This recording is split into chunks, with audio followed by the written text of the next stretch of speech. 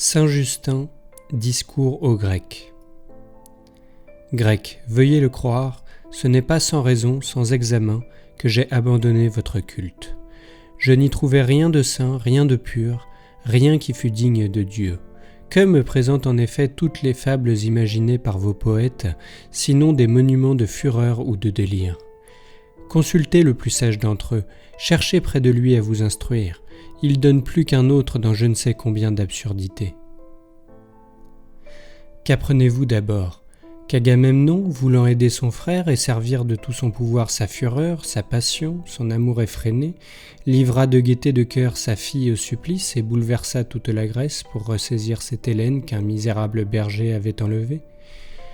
La guerre survient, on se partage les prisonniers, cet Agamemnon devient l'esclave de Chryséis, sa captive, et se fâche contre Achille qui ne veut pas lui céder la sienne appelée Briséis. Que fait de son côté le fils de Pélée? Après avoir franchi un fleuve, renversé Troie, triomphé d'Hector, votre héros incomparable devient l'esclave de Polyxène et se laisse vaincre par une Amazone qui n'était plus. Il s'était dépouillé de ses armes, fabriquées par un dieu, et paré de l'habit des époux, lorsqu'il succombe dans le temple d'Apollon, victime d'une vengeance dont un amour jaloux et furieux avait dirigé les coups. Ulysse d'Ithaque, le fils de Laërte, se fait par sa fourberie une réputation de vertu. Il n'avait pas la vraie sagesse, témoin sa navigation dans les parages où se trouvaient les sirènes. La vraie sagesse n'a pas besoin de se boucher les oreilles. Et ce fils de Télamon qui portait un bouclier recouvert de 7 cuirs de bœuf, il devient furieux, forcené, parce qu'il échoue dans le procès qu'il intente à Ulysse au sujet des armes d'Achille. Je ne me sens pas la force de croire à toutes les extravagances d'Homère. D'ailleurs, je ne le veux pas. Qu'est-ce que tout cela, je vous le demande, sinon des rhapsodies? Par où commencent, par où finissent l'Iliade et l'Odyssée? Par une femme. Après Homère vient Hésiode, auteur d'un poème intitulé « Des travaux et des jours ». Qui peut croire à sa plaisante théogonie? Il vous dit que Saturne, fils de Coélus, détrôna son père et s'empara du sceptre, que dans la crainte d'éprouver le même sort de la part de ses enfants, il prit le parti de les dévorer, que Jupiter, qu'on avait enlevé furtivement et tenu caché longtemps, jeta son père dans une prison et partagea son empire avec ses frères, qu'il eut le ciel pour sa part, Neptune la mer, Pluton les enfers. Mais quelle fut la conduite de celui-ci? Il enleva Corée, autrement appelée Proserpine. Cérès erra partout dans les déserts cherchant sa fille.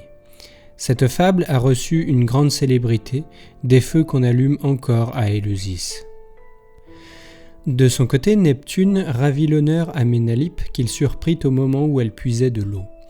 Il abusa également des Néréides, qui n'étaient pas en petit nombre. Citer leurs noms, ce serait nous perdre dans une vaine multitude de mots. Revenons à Jupiter. Il fut adultère, je ne sais sous combien de formes. Il se changea en satyre pour tromper Antiope, en pluie d'or pour arriver à Danaé, en taureau pour enlever Europe. Son amour pour ses mêlées montre tout à la fois quelle était l'incontinence de ce dieu et la jalousie de sa femme. Il enleva, dit-on, un jeune Phrygien nommé Ganymède pour en faire son échanson. Voilà la vie des enfants de Saturne. Et votre fils de Latone, Apollon, d'une si vaste renommée, il se donnait pour savoir l'avenir et il montra qu'il ne savait que mentir. Il poursuit Daphné et ne peut l'atteindre. Il est consulté par le fils d'Aéacus et ne peut lui annoncer sa mort prochaine. Je laisse là votre Minerve avec son caractère d'homme, Bacchus avec son accoutrement de femme, Vénus avec ses airs de courtisane. Ô Grecs, faites donc lire à Jupiter la loi portée contre ceux qui battent leur père, les châtiments qu'elle inflige aux adultères, l'infamie dont elle couvre les pédérastes. Apprenez, je vous prie, à Minerve et à Diane, quelles sont les occupations propres aux femmes, à Bacchus, celles qui conviennent aux hommes. Qu'est-ce donc qu'une femme revêtue d'armes a de si beau et de si majestueux? Qu'est-ce que c'est qu'un homme qui porte des cymbales, qui se couronne de fleurs, qui paraît en habit de femme, qui célèbre des orgies au milieu d'un cortège de femmes en délire? Et votre Alcide conçu dans une triple nuit, comme le disent vos poètes, ce héros fameux partant de combat, ce fils de Jupiter qui tua un lion, terrassa une hydre à plusieurs têtes et un sanglier d'une force indomptable, dispersa à coups de flèches d'horribles oiseaux qui se repaissaient de chair humaine, arracha du fond des enfers et amena à la clarté du jour un chien à 3 têtes, débarrassa les étables d'un certain Augias d'une masse d'immondices, écrasa de sa massue une biche et des bœufs dont les naseaux vomissaient la flamme, parvint jusqu'à un certain arbre chargé de pommes d'or qu'il enleva, étouffa un serpent qui exhalait de noirs venins. Mais pourquoi fit-il mourir Achélaüs et Busiris, assassins de ses hôtes? Nous sommes sur ce point obligés de nous taire. Cet Hercule enfin, qui d'un seul bond franchit une montagne pour aller se désaltérer à une source dont l'eau faisait entendre une voix humaine, quelle fut sa fin si on en croit la renommée?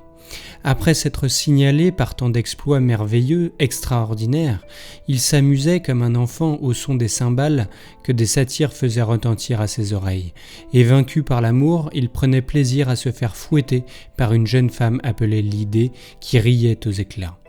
Ensuite, n'ayant pu se débarrasser de la tunique de Nessus, il mit fin à ses jours sur un bûcher qu'il avait dressé de ses propres mains. Que Vulcain renonce à sa jalousie et à sa haine si on ne l'aime plus parce qu'il est vieux et boiteux et si on lui préfère Mars jeune et beau. Grecs, ne sont-ce pas là vos dieux? Pouvez-vous dire qu'ils ne soient point impudiques et vos héros efféminés? N'est-ce pas sous ces traits que l'histoire nous les présente? N'a-t-elle point fourni d'étranges sujets à la scène, tels que les forfaits d'Atrée, les incestes de Thyeste, les crimes affreux des Pélopides, la jalouse fureur d'un Danaüs si fécond en meurtre, l'ivresse de cet Égyptien qui dans son délire tue ses enfants, le repas de Thyeste apprêté par les Furies? Rappellerai-je Progné, changée en oiseau et toujours gémissante, sa sœur Philomède privée de la langue et poussant sans cesse des cris plaintifs? Qu'a-t-il besoin de parler d'Oedipe qui eut les pieds percés au moment de sa naissance, du meurtre de Laïus, son père, qu'il tue sans le connaître, de l'union incestueuse qu'il contracte avec Jocaste, sa mère? À quoi bon raconter comment ces deux frères, qui sont en même temps ses fils, s'entr'égorgent et meurent de la main l'un de l'autre? Je ne puis qu'aborer vos assemblées. Là un luxe qui passe toutes les bornes, là une musique qui jette dans le délire, là une odeur des plus suaves qui enivre tous les sens et qui s'exhale des parfums habilement préparés dont vous couvrez vos corps, de ces fleurs odorantes dont vous ceignez vos têtes. Vous tracez comme un cercle autour de ces assemblées où s'amassent tous les crimes et vous défendez à la pudeur de le franchir.